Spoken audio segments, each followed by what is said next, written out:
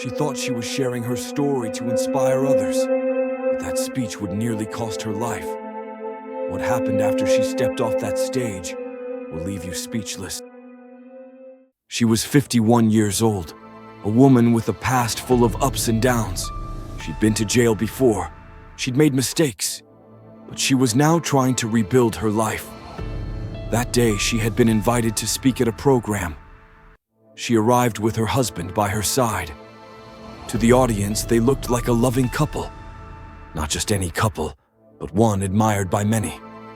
Together, they were known as marriage counselors, speakers who often stood on stages teaching others the secret to a lasting union. People respected them, even envied their bond. When she took the microphone, she spoke with passion. She told them how she had given her life to Christ, how faith had helped her find strength again. She didn't hide her past. She spoke openly, honestly, about the dark valleys she'd been through and how she had come out stronger. The audience was moved, some even amazed at how young she looked despite all she had endured. To many, she wasn't just a counselor's wife that evening. She was living proof of redemption. At that moment, she felt free. She felt seen. She believed her husband, her partner in ministry, her partner in marriage counseling, would be proud of her courage. But when they got home, everything changed. Instead of pride, her husband's face was twisted in anger. His voice, cold. Why? What had she said wrong? He accused her of something she never expected, of talking too much, of giving away too much information about their lives.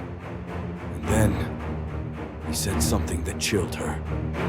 According to him, her honesty had cost them a chance at $1 million they were supposed to receive after the program. His voice grew louder, his words sharper. He told her she had embarrassed him, that she had ruined everything. And then, it got worse. He began to mistreat her. The argument turned into violence. His hands, once symbols of love, became weapons of pain.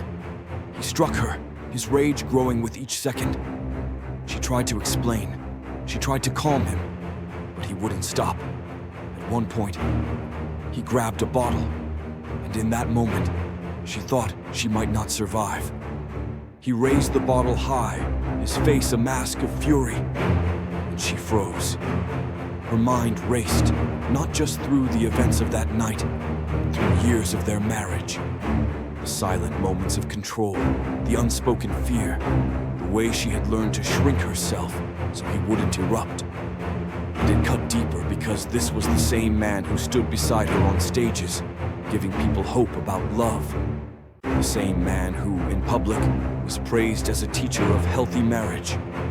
In that split second, she knew this was not about the speech. It was about power. It was about control. She braced herself, but somehow the bottle never landed. Whether it was her pleading, moment of hesitation, or divine intervention, he stopped.